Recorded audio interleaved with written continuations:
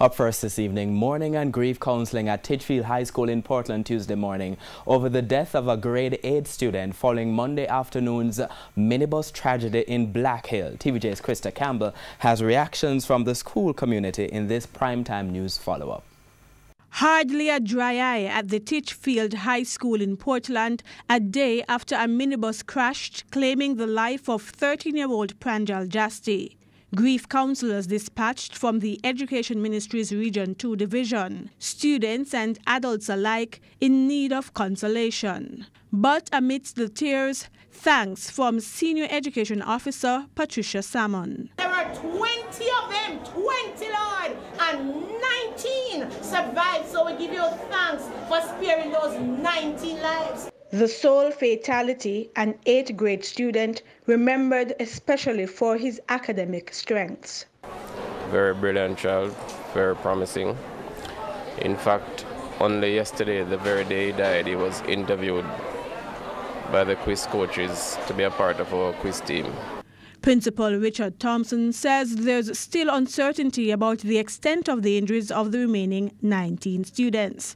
Ranging from minor cuts and bruises, broken limbs, whiplash, back injury,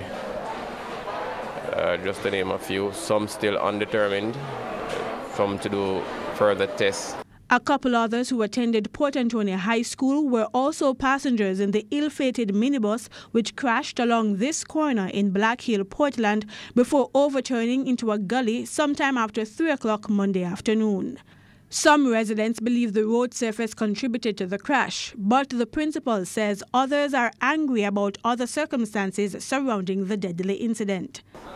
The questions the students are asking, why is it a bus that is supposed to carry 12 or 15 students or people was allowed to take that many?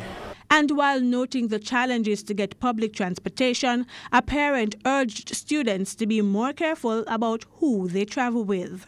When you sit in the vehicle and see them overtaking lines of traffic with you in there, listen, bawl out and tell them, say, stop driving and let me come out, because I don't like how you're driving. And it's always end up that it is the passenger that dies and his driver live. Krista Campbell, TVJ News.